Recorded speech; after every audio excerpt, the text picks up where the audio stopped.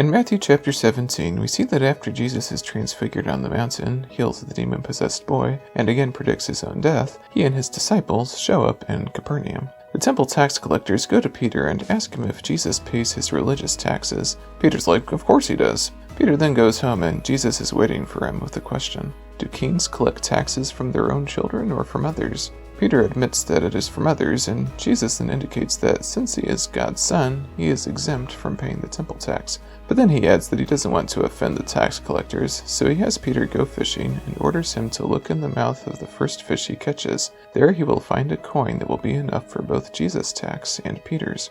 The 2 drachma temple tax was paid by all adult Jews over the age of 20, and in this passage we see that Jesus pays a tax for only him and Peter, even though the text says that other disciples were with Jesus. So either Jesus paid for Peter and himself, stiffing the others, or, more likely, Jesus and Peter were the only ones required by age, over 20, to pay it. Because of our cultural biases, we often see the disciples as being the same age as, if not older than, Jesus. Rather, it is far more likely that at the beginning of Jesus' ministry, John, the youngest, was likely 12 or 13, and Peter was probably 18 or 19.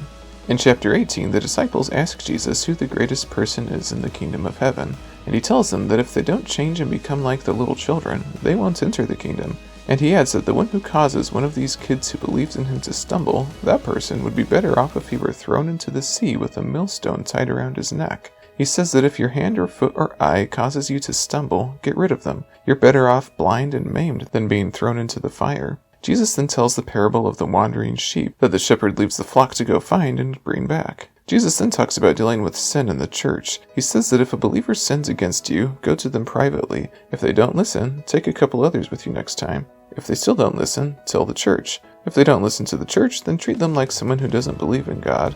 And he adds, the things you don't allow on earth will be the things God does not allow, and the things you allow on earth will be the things that God allows.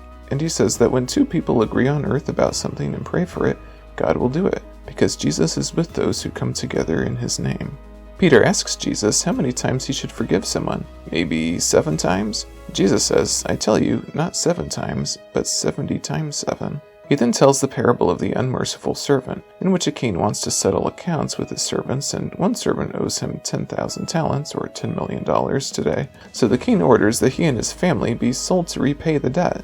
But the servant begged him to forgive his debt, and he did. But as soon as he left the king's presence, the man found another servant who owed him 100 denarii, or about $2,000 today.